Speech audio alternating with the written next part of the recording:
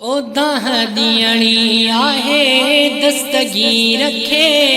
अल्लाह दाह दियणी आहे दस्तगी रखे अल्लाह अर्ज क्या थी पीर ने जे पी रखे ओ अल्लाह मुझो बेड़ो बुडी वियो आ सीर में वो अल्लाह मुझो बेड़ो बुडी वियो आ सीर में पुटड़ो अकेलो मूखे हो साईं वी दस मां उन दरते दाही पुटड़ो अकेलो मूखे हो साईं वी दस मां उन दरते दाही ओ गाल करनी आ मिठे महमी रखे अल्लाह अर्ज क्या थी पीर ने जे पी रखे ओ अल्लाह मुझो बेड़ो बुडी वियो आ सीर में मूखा त पुछ मुझा हाल थया हीणा पुट जे सद में दर्द क्या बीना है मूखा त पुछ मुझा हाल थया हीणा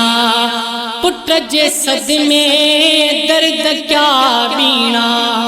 ओडे दिल जाए बुढ़ड़ी दिलगीर खे अल्लाह अर्ज क्या थी पीर ने जे पी रखे ओ अल्लाह मुझो बेड़ो बुडी वियो आ सीर में पक्का आ मुझो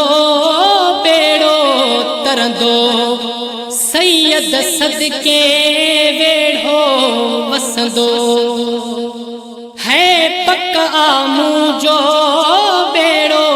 तरंदो सैयद सदके वेढ़ो वसंदो आहे पारत नबीय जे वजीर खे अल्लाह अर्ज क्या थी पीर ने जे पी रखे ओ अल्लाह मुझो बेड़ो बुडी वियो आ सीर में ओ दाह दियणी आहे दस्तगी रखे अल्लाह दाह दियणी आहे दस्तगी रखे अल्लाह अर्ज क्या थी पीर ने जे पी रखे ओ अल्लाह मुझो बेड़ो बुडी वियो आ सीर में तही जो बेड़ो आयो सलामत दस्तगीर जी आहे करामत तही जो बेड़ो आयो सलामत दस्तगीर जी आहे करामत ओ खुश कयई सगीर कबीर खे अल्लाह अर्ज क्या थी पीर ने जे पी रखे ओ अल्लाह मुझो बेड़ो बुडी वियो आ सीर में मारे फाणी सूमरो शान पियो लिखंदो यूनिस हर में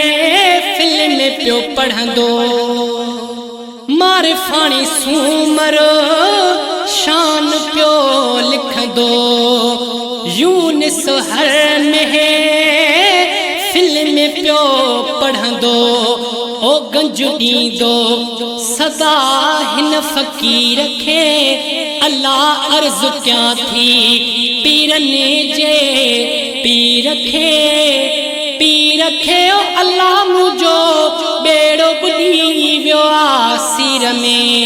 है दाह दियणी आहे दस्तगी रखे अल्लाह अर्ज क्या थी पीर ने जे पी रखे ओ अल्लाह मुझो बेड़ो बुडी वियो आ सीर में वो अल्लाह